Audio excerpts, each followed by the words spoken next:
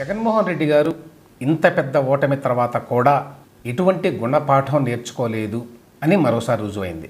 నిన్న రెండోసారి ఆయన మాట్లాడాడు పబ్లిక్గా మాట్లాడడం అంటే ఆయన ఏదో ఒక మీటింగ్ పెట్టి ఎక్స్టెంపోరగా మాట్లాడడము, దాన్ని లైవ్లో ప్రసారం చేయటము అనేది లేదు ఇప్పటివరకు.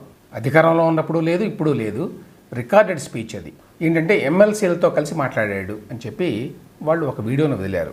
ఆ వీడియోలో జగన్మోహన్ రెడ్డి గారి మాటలు వింటే ఆయన తన భయంకరమైన ఓటమి నుంచి ఏమీ నేర్చుకోలేదు, ఇప్పటికీ కూడా ఆయన తాను అన్ని విషయాల్లో కరెక్టు, ఓట్లేసినటువంటి జనమే తప్పు అనేటువంటి అభిప్రాయంతో ఉన్నాడు. ఆయన ఒక నార్సిసిస్ట్ అనే విషయం మరొకసారి తేటతెల్లమైంది నిన్న ఆయన మాట్లాడిన మాటలు వింటే.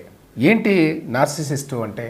నార్సిసిజం అంటే తన తాను విపరీతంగా ప్రేమించుకునేటువంటి లక్షణం. తనలో లోపాలని, తాను చేసే తప్పుల్ని గ్రహించకపోవడం, అన్నిటికీ అవతల వాళ్లే బాధ్యులు అని చెప్పి అనుకోవడం. ఆ గుణం జగన్మోహన్ రెడ్డి గారిలో చాలా మెండుగా ఉంది. ఆయన అధికారంలో ఉన్నప్పుడు అదేవిధంగా మాట్లాడేవాడు. కనీసం అధికారం నుంచి దిగిపోయిన తర్వాత ఆయన ఏమైనా తెలుసుకుంటాడు, వాస్తవాలు, క్షేత్రస్థాయి పరిస్థితులు అని చెప్పి అనుకుంటే అది కూడా జరగలేదు. నిన్న ఆయన మాట్లాడిన మాటల్లో ప్రధానమైనటువంటి థ్రెడ్ ఏమిటంటే, మనం బ్రహ్మాండంగా చేశాం, మనం అద్భుతంగా చేశాం, గతంలో ఎప్పుడూ చేయని విధంగా మనం ప్రభుత్వాన్ని నడిపాం, అయినా కూడా ప్రజలు ఓడించారు, అద్భుతంగా నడిపితే ప్రజలు ఎందుకు ఓడిస్తారు అనేటువంటి ఒక కామన్ సెన్సికల్ క్వశ్చన్ ఆయన వేసుకోవడంలో ఇప్పటిదాకా. 2019లో చంద్రబాబు నాయుడు గారు ఓడిపోయినప్పుడు ఆయన ఆలోచన విధానం, ఆయన మాట్లాడిన విధానం ఎట్లా ఉంది, ఇప్పుడు జగన్మోహన్ రెడ్డి గారు తాను ఓడిపోయిన తర్వాత మాట్లాడిన విధానం ఎట్లా ఉంది? హస్తిమ శకాంతం తేడా ఉంది ఇద్దరికి. ఆ రోజున ఆయన నేనేమి పొరపాట్లు చేశాను అని మదనపడ్డాడు. అది తెలుసుకోవటానికి చాలామందిని పిలిచి మాట్లాడాడు. పార్టీ వాళ్ళని కావచ్చు, బయట వాళ్ళని కావచ్చు. ఏ తప్పులు జరిగి ఉంటాయి, ఎందుకు ప్రజలు మనల్ని ఆమోదించలేదు? ఆయన కూడా అనుకున్నాడు, నేను ఎంతో బాగా చేశాను కదా, చాలా కార్యక్రమాలు చేపట్టాను కదా అని. దాంతోపాటు ఏవో లోపాలు జరిగి ఉండకపోతే ఓటర్లు ఈ విధమైనటువంటి తీర్పు ఇచ్చి ఉండేవాళ్ళు కాదు అనేటువంటి అవగాహనకు వచ్చాడు ఆయన. కానీ జగన్మోహన్ రెడ్డి ఇప్పటికీ కూడా డెనయల్ మోడ్లో ఉన్నాడు. డెనయల్ మోడ్ అంటే వాస్తవాలను అంగీకరించకపోవడం. అంగీకరించడానికి ఆయనకి మనసు ఒప్పడం వల్ల ఏమంటాడు, నిన్న 99% వాగ్దానాలు అమలు చేశాం, 2.70 lakh crore మేరకు మేము జనానికి డబ్బులు ఇచ్చాము, ఎప్పుడూ బట్టలు నొక్కుతా వచ్చాను అని చెప్పాడు. ఒకటే వాస్తవం ఏంటంటే, ఆయన ఆంధ్రప్రదేశ్ జనాభాలో కొంతమందికి నెల కొంత డబ్బు ఇచ్చాడు. కానీ అప్పటికీ ఇప్పటికీ జగన్మోహన్ రెడ్డి తెలుసుకున్న విషయం ఏంటంటే, జస్ట్ బట్టలు నొక్కి జనానికి కొంత డబ్బు ఇచ్చినంత మాత్రాన అది ప్రభుత్వం కానేరదు. ప్రజల్లో చాలా వర్గాలు ఉంటాయి, నిస్సహాయులకి సహాయం చేయడాన్ని ఎవరు కాదనరు. పెన్షన్లు అనేది జగన్మోహన్ రెడ్డి గారు కనిపెట్టలేదు. అప్పుడెప్పుడో ఎన్టీ రామారావు గారు మొదలుపెట్టారు వృద్ధులకి పెన్షన్ అని చెప్పి, నెలకు 30 రూపాయలు. ఆ కాలంలో దాన్ని పెంచుకుంటూ వచ్చారు. అందరికీ తెలుసు, చంద్రబాబు నాయుడు అంతకుముందు 200 రూపాయలు ఉంటే దాన్ని ఒక్కసారి 1000 రూపాయలు చేశాడు 2014లో. ఎంత జంప్ అది! కాబట్టి పెన్షన్లు ఇవ్వడం అనేది జగన్మోహన్ రెడ్డి గారు కనిపెట్టినటువంటి విషయం కాదు. అయితే అమలు విషయంలో ఆయన మిగతా వాళ్ళకంటే బెటర్గా చేశాడు అనేది వాస్తవం. అయితే అంత మాత్రం చేతనే అదే ప్రభుత్వమా? కాదు కదా. సమాజంలో ఎన్నో వర్గాలు ఉన్నాయి. యువత ఉంది, మధ్యతరగతి ఉంది, చిన్న పరిశ్రమలు నడుపుకునే వాళ్ళు ఉన్నారు, భారీ పరిశ్రమలు నడిపేవాళ్ళు ఉన్నారు, వ్యాపారాలు చేసేవాళ్ళు ఉన్నారు, అనేక వృత్తుల వాళ్ళు ఉన్నారు. వాళ్ళందరి పరిస్థితి ఏమిటి?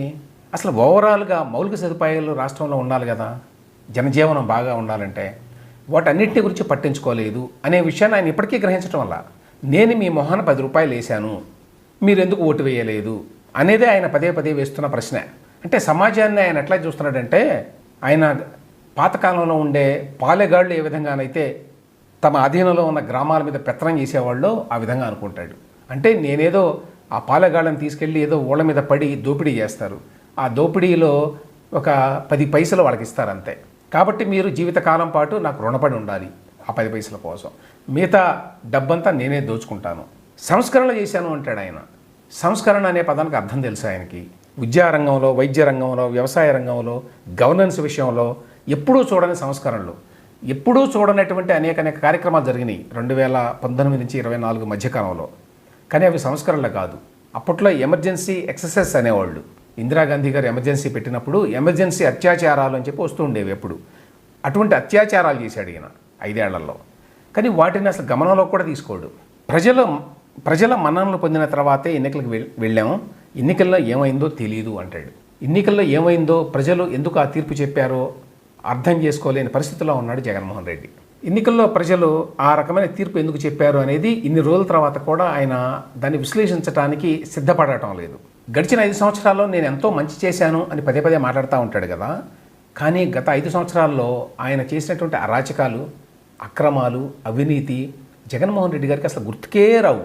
నువ్వు అంత పెద్ద ఎత్తున ప్రతిపక్షం మీద దాడులు చేసావు కదా, నోరెత్తితే జైళ్లలో పెట్టావు కదా, అధికార యంత్రాంగాన్ని నీ కళ్ళ దగ్గర పెట్టుకున్నావు కదా, ప్రతిపక్ష నాయకుడిని, అందులోనూ ఒక 4 దశాబ్దాల సుదీర్ఘ రాజకీయ అనుభవం ఉన్న వ్యక్తిని నువ్వు అకారణంగా కేసులు పెట్టి అరెస్టులు చేసి జైలుకు పంపించి బెయిలు రాకుండా ఉండటానికి ప్రభుత్వ ధనాన్ని విచ్చలవిడిగా ఖర్చు చేసి లాయర్ల పేరుతోటి నీ వ్యక్తిగత కక్షలు తీర్చుకోవడానికి, ప్రతిపక్షం అనేది లేకుండా ఉండటానికి, అసలు నిన్ను విమర్శించే వాళ్ళని సమూలంగా నిర్మూలించడానికి నువ్వు చేసిన పనులు నీకు గుర్తుకు లేవా?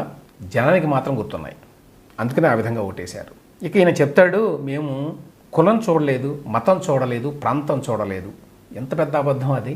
మొత్తం ప్రభుత్వ యంత్రాంగంలో పైనుంచి కింద వరకు నీకు కావాల్సిన వాళ్ళనే పెట్టుకున్నావు. పదే పదే కులం గురించి మాట్లాడడం మంచిది కాదు, కానీ జగన్మోహన్ రెడ్డి తన కులానికి చెందిన వాళ్ళని ప్రతి స్థాయిలో పెట్టుకున్నాడు.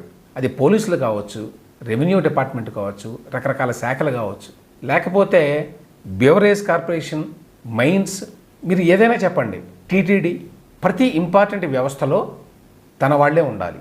అసలు గతంలో ఏ వ్యక్తి అయినా సరే చీఫ్ సెక్రటరీని, డీజీపీని తన సామాజిక వర్గానికి చెందిన వాళ్ళని పెట్టుకున్నారా? ఏమాత్రం మొహమాట పడకుండా పెట్టుకున్నాడు. టీటీడీలో ఒక్కసారి కాదు 2 సార్లు 5 ఏళ్ల పాటు తన వర్గం వాళ్ళకే ఇచ్చాడు. మొత్తం రాష్ట్రాన్ని 3 ముక్కలు చేసి తన సామాజిక వర్గానికి చెందిన వాళ్ళని దానికి అధిపతులుగా నియమించాడు. ఇంగ్లీష్లో సెట్రప్స్ అంటారు, వాళ్లే అన్నమాట. అక్కడ ఆ ప్రాంతానికి వాళ్ళు నాయకులు. ఇంత అడ్డగోలుగా చేసి అయ్యో నాకు ఎందుకు లేదు ప్రజల ఓట్లు అని జగన్మోహన్ రెడ్డి ఎట్లా అంటాడు?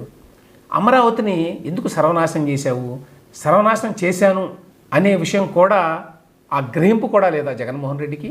కులం పేరుతో ఎంత బురద జల్లేవు అమరావతి మీద. 3 రాజధానుల పేరుతోటి రాష్ట్రాన్ని ఎంత అల్లకల్లోలం చేశావు 5 ఏళ్ల పాటు. వీటన్నిటిని ప్రజలు, ఓటర్లు దృష్టిలో పెట్టుకోరా? అమరావతి విషయంలో నీ వ్యక్తిగత కక్షతోటి రాష్ట్రానికి అన్యాయం చేస్తున్నాను, వేల లక్షల కోట్ల రూపాయలు పొటెన్షియల్ ఉన్నటువంటి ఒక ప్రాంతాన్ని, ఒక రాజధానిని నీ ప్రతీకారం కోసం కాళ్ళ కింద పడేసి దాన్ని తొక్కేశాను అనేటువంటి గ్రహింపు లేదా జగన్మోహన్ రెడ్డికి? అంత దారుణమైన పనులు చేసి ఆ రైతులతోటి ఒక్కసారి కూడా మాట్లాడకుండా అమరావతి రైతులతో 5 ఏళ్ల పాటు నువ్వు నడిపావు ప్రభుత్వాన్ని అని అంటే ఏ రకమైనటువంటి ఎంపతి లేని మనిషి. అంటే ఒక సిక్ మైండ్ ఉండాలి దానికి. నువ్వు అమరావతి కాదు 3 రాజధానులు అని చెప్పి సిన్సియర్గా అనుకోని ఉంటే ఖచ్చితంగా అమరావతిలో రైతులు భూములు ఇచ్చారు, వాళ్ళ పరిస్థితి ఏమిటి, వాళ్ళతో మాట్లాడదాం అని చెప్పి అనుకుంటారు ఎవరైనా? లేనే లేదు. కానీ వాళ్ళందరూ నాకు ఓటేయాలి అని చెప్పి అనుకుంటాడు. ఎందుకు? నెలకు నేను 2,000 రూపాయలు ఇచ్చాను 5 ఏళ్ల పాటు, అందుకని ఓటేయాలంతే. అంటే బటన్ల నొక్కుడు పేరుతోటి జనానికి 10 రూపాయలు ఇచ్చి లక్షలాది కోట్లాది రూపాయలు దోచుకుంటూ ఉంటే ప్రజలు దాన్ని ఒప్పుకోవాలా? అంటే అది ఒక ఫ్యాక్షనిస్ట్ మైండ్ ఆయనది, ఒక పెత్తందారి మనస్తత్వం. చాలా గమ్మత్ ఏమిటంటే ఆయన మిగతా వాళ్ళందరినీ పెత్తందారులు అంటాడు. ఆయన నిజమైన పెత్తందారి మనస్తత్వం ఏంటంటే, నేను ఈ మొహాన 4 మెతుకులు వేస్తాను, మీరంతా నా కాళ్ళ కింద పడి ఉండాలి, మొత్తం నాదే, భూములు ఆస్తులు రాష్ట్రంలో ఉన్నవన్నీ నావే, అందులో సింహభాగం నేను దోచుకుంటాను, మరికొంత నా వాళ్ళకి పంచుతాను. ఇంకా విచిత్రమైన మాట ఒకటి అన్నాడండి. అదేంటంటే స్పెషల్ స్టేటస్ గురించి ఒక ప్రస్తావన తీసుకొచ్చాడు. విచిత్రం ఏంటంటే జగన్మోహన్ రెడ్డి 5 ఏళ్ల పాటు అధికారంలో ఉండి కనీ విని ఎరుగని రీతిలో శాసనసభలో మెజారిటీని పొంది 151 స్థానాలు, కనీ విని ఎరుగని రీతిలో 25 ఎంపీ స్థానాలకు గాను 22 ఎంపీ స్థానాలను పొంది పార్లమెంట్లో ఒక్కనాడంటే ఒక్కనాడు కూడా ప్రత్యేక హోదా అనే మాటను ఉచ్చరించలేదు 5 ఏళ్లలో ఎన్నడూ. ఏనాడు ఆనంతరం ఆయన ఆ మాట మాట్లాడలేదు. ఎప్పుడో ఒకసారి 5 ఏళ్లలో 1-2 సార్లు, అది జాతీయ మీడియా వాళ్ళతో ఇంటర్వ్యూల సందర్భంగా వాళ్ళు ఆ ప్రస్తావన తీసుకొస్తే ఒక బలవంతపు చిరునవ్వుతో దాని గురించి మాట్లాడేవాడు. అది కూడా మనం ఏం చేస్తాం, మనం ఏం చేయలేం దాని గురించి అని ఒకసారి. అప్పుడెప్పుడో చంద్రబాబు నాయుడు స్పెషల్ ప్యాకేజీకి ఒప్పుకున్నాడు, అందువల్ల చేయడానికి ఏమీ లేదు అని మరొకసారి మాట్లాడి ఇప్పుడేమంటాడు? నిన్న మీటింగ్లో జగన్మోహన్ రెడ్డి, ఇవాళ పరిస్థితులన్నీ అనుకూలంగా ఉన్నా, అక్కడ ఎన్డీఏ ప్రభుత్వానికి అవసరమైనంత మెజారిటీ రాకపోయినా ఇక్కడ బాగానే సీట్లు వచ్చి వీళ్ళ మద్దతుతోనే ఆ ప్రభుత్వం నడిచే పరిస్థితి ఉన్నా చంద్రబాబు నాయుడు స్పెషల్ స్టేటస్ అడగడం లేదు. ఈ పాపం ఊరికే పోదు, యువత నిలదీసి అడుగుతారు. ఇట్లాంటి డైలాగులు వేశాడు నిన్న. 5 ఏళ్ల పాటు మొత్తం రాష్ట్ర ప్రజలంతా మర్చిపోయేట్టు చేసింది జగన్మోహన్ రెడ్డి స్పెషల్ స్టేటస్ అనే అంశం గురించి. కాబట్టి ఆయన మాటలు విని ఇవాళ ఎవరు నమ్మే పరిస్థితుల్లో లేరు. తర్వాత ప్రత్యేక హోదా మీద ఏదో ఈయన సమాధానం చెప్పాలి అన్నట్టుగా ఇన్నాళ్ల తర్వాత జగన్మోహన్ రెడ్డి మాట్లాడుతున్నాడు. అధికారంలో ఉన్నప్పుడు తన పలుకుబడిని ఉపయోగించుకున్నాడు ఢిల్లీలో. జగన్మోహన్ రెడ్డి గారికి పలుకుబడి లేదు అని కాదు, చాలా పలుకుబడి ఉంది. ఎందుకంటే అప్పుడు బీజేపీ ఎస్పెషల్లీ రాజ్యసభలో ఏ బిల్లు ప్రవేశపెట్టాలన్నా, ఏ ముఖ్యమైన నిర్ణయం తీసుకోవాలన్నా జగన్మోహన్ రెడ్డి పార్టీ యొక్క మద్దతు అవసరం అన్నాడు. మరి ఆనాడు ఎందుకు స్పెషల్ స్టేటస్ అడగలేదు? నువ్వు నీకు కావాల్సిన పనులు చేయించుకున్నావే అన్నాడు నీ పలుకుబడితోటి. అవినాష్ రెడ్డి అరెస్ట్ కాకుండా చూసుకున్నావు కదా నీకున్న పలుకుబడితోటి. అలాగే నీ కేసులు ముందుకు నడవకుండా చూసుకున్నావు కదా. హైకోర్టులో నీకు వ్యతిరేకంగా తీర్పులు వస్తున్నాయని చెప్పి అక్కడ చీఫ్ జస్టిస్తో సహా పలువురు జడ్జీలని బదిలీ చేయించగలిగావు కదా నీ పలుకుబడితోటి ఆ రోజున. ఇట్లా ఎన్నో పనులు చేసుకొని ఇది నీ సొంత అవసరాల కోసం పనులు చేసుకున్నావే కానీ నీ పలుకుబడితోటి ఆనాడు ఇదిగో ప్రత్యేక హోదా కావాలి, అది ఇస్తేనే రాజ్యసభలో మా మద్దతు అని ఒక్కనాడంటే ఒక్కనాడన్న ఆ మాట మాట్లాడాడు జగన్మోహన్ రెడ్డి. ఇవాళ ప్లేట్ ఫిరాయించి ఇదిగో ఈ కొత్త ప్రభుత్వం, ఈ చంద్రబాబు నాయుడు పాపం చేస్తున్నాడు, ప్రత్యేక హోదా అడగడం లేదు అనే మాటలు మాట్లాడుతున్నాడంటే ఎంత నయవంచన, ఎంత హిపోక్రసీ, భయంకరమైన హిపోక్రసీ అయింది. నిన్న యాక్చువల్గా ఆ స్పీచ్లో ఈవీఎంల మీద కూడా కామెంట్ చేసేట ఫస్ట్ రిలీజ్ చేసిన వీడియోలో. అంటే అది మరి ముందు వచ్చిందో ఏమో నేనైతే చూడలేదు. చాలామంది పాయింట్అవుట్ చేసింది ఏమిటంటే ఈవీఎంలో ఏదో జరిగింది, అందువల్లనే మనం ఓడిపోయాం అన్నట్టుగా మాట్లాడాడు. అయితే తర్వాత దాన్ని కట్ చేసి విడుదల చేశారు ఆ వీడియోని అని చెప్తున్నారు. ఎంతవరకు వాస్తవమో తెలియదు నాకు. చాలామంది కట్టింగ్ మధ్యలో 2.26 మినిట్స్ దగ్గర కటింగ్ ఉన్నది, అప్పుడు మాట్లాడాడు ఈవీఎంల గురించి అన్నారు. ఈవీఎంలో ఏదో జరిగింది అందువల్ల ఓడిపోయాం అనేటువంటి ఒక ఆర్గ్యుమెంట్ కూడా తీసుకొచ్చి ఏదో ప్రచారం చేద్దామని చెప్పి అనుకున్నారు ఇనిషియల్గా. కానీ ఇందులో చాలా ఇబ్బందులు ఉన్నాయండి. అదేంటంటే మరి ఇదే ఈవీఎంలు 2019లో ఏమైనాయి ఒక పాయింట్. రెండవది నిజంగానే ఈవీఎంలను ఎవరైనా మ్యానిపులేట్ చేయగలరా అంటే రాష్ట్ర స్థాయిలో ఉన్నవాళ్ళు చేయలేరు. అది కేంద్ర ప్రభుత్వ స్థాయిలో ఉంటుంది ఎలక్షన్ కమిషన్ అనేది. ఇక్కడేం ఉండదు. అంటే కేంద్ర ప్రభుత్వంలో ఉన్న పెద్దల సాయంతో, అంటే బీజేపీ సాయంతో చంద్రబాబు నాయుడు ఈవీఎంలను ఏమైనా మ్యానిపులేట్ చేసి ఉండాలి. మరి బీజేపీ అనే పార్టీకి అంత సీనే కనుక ఉంటే వాళ్ళెందుకు పాపం 240 సీట్లు మాత్రమే గెలుచుకొని ఈ రకమైన నానా అవస్థలో పడుతున్నారు? ఆ పార్టీని ఈ పార్టీని బతిమలాడుకొని ఎన్డీఏ అనే పేరుతోటి మరి వాళ్ళకి 32 సీట్లు తక్కువ వచ్చినాయి సింపుల్ మెజారిటీకి. వాళ్ళు ఈవీఎంలని మ్యానిపులేట్ చేయగలిగితే వాళ్ళకి కావాల్సిన మెజారిటీ తెచ్చుకునేవాళ్ళు కదా. వాళ్ళు ఏదో చంద్రబాబు నాయుడు మీద ప్రేమ, లేకపోతే జనసేన మీద ప్రేమ, వాళ్ళకేమో బాగా ఈవీఎంల ద్వారా మ్యానిపులేట్ చేసి చాలా సీట్లు ఇప్పించి వాళ్ళు మాత్రం పాపం మైనారిటీలో పడిపోతారా? ఈ ఇబ్బందులన్నీ ఉన్నాయి కాబట్టే ఆ తర్వాత బహుశా గ్రహించి ఆ పార్ట్ కట్ చేసి విడుదల చేశారట ఆ వీడియో. అంటే విషయం ఏంటంటే అప్పటికి ఇప్పటికీ వాస్తవాలను గ్రహించడానికి జగన్మోహన్ రెడ్డి ఇష్టపడటం లేదు. ఇప్పటికీ కూడా హిపోక్రసీని వేడటం లేదు. ఎన్డీఏలో చక్రం తిప్పుతున్నాడు బాబు, ఆయన తీసుకురావాలి అని మళ్ళీ మొదలుపెట్టాడు. అప్పట్లాగానే ఎన్డీఏలో చక్రం తిప్పింది నువ్వు, అనధికారికంగా చక్రం తిప్పాడు. నెక్సెస్ అంటారు దాన్ని. అధికారికంగా పొత్తు లేదు బీజేపీకి వైసీపీకి, కానీ 2019 నుంచి 24 మధ్య అండర్స్టాండింగ్ ఉంది, అందరికీ తెలుసు. ఎందుకంటే రాజ్యసభలో వైసీపీ మద్దతు అవసరం. అందుకు తగ్గట్టుగా వాళ్ళు జగన్మోహన్ రెడ్డి అడిగిన కొన్ని కోరికలు తీర్చారు. ఆ కోరికలు ఏమిటి అందరికీ తెలిసినవే. వివేకానంద మర్డర్ కేసులో వీళ్ళని రక్షించారు. ఈయన కేసులు ముందుకు సాగకుండా హెల్ప్ చేశారు. ఈయన రాష్ట్రాన్ని అరాచకంగా నడుపుతుంటే, ఎస్పెషల్లీ ఆర్థిక క్రమశిక్షణ పాటించకపోయినా సరే కేంద్ర ప్రభుత్వం మౌనంగా ఉండిపోయింది 5 సంవత్సరాలు. ఇవన్నీ ఎందుకు చేశారు వాళ్ళు? జగన్మోహన్ రెడ్డితో అవసరం ఉన్నది. ఆయన రాజ్యసభలో ఎంపీలు ఉన్నారు, వాళ్ళతో అవసరం ఉంది. ఇవన్నీ జనానికి తెలియదని చెప్పి జగన్మోహన్ రెడ్డి అనుకుంటున్నాడు. 2014-19 మధ్య చాలా అబద్ధపు ప్రచారాలు చేసి 2019లో గెలవగలిగాడు. వాళ్ళు చేసిన ప్రచారాన్ని సమాజంలో చాలా వర్గాలు నమ్మినాయి ఆ రోజున. కానీ ఇవాళ గత 5 సంవత్సరాల్లో ఈయన చేసిన అరాచకాల మూలంగా, ఈయన విధానాల మూలంగా, ఈయన ఏ విధంగా ప్లేట్ ఫిరాయిస్తాడు అనే విషయాన్ని గ్రహించిన వాళ్ళంతా కూడా ఇవాళ జగన్మోహన్ రెడ్డి ఏదైనా చెప్తే దాన్ని వినటానికి సిద్ధంగా లేరు. విశ్వసనీయత గురించి, విలువల గురించి జగన్మోహన్ రెడ్డి మాట్లాడితే అంతకంటే విచిత్రం మరొకటి లేదు. దెయ్యాలు వేదాలు వలించడం అనే దానికి పెద్ద ఉదాహరణ.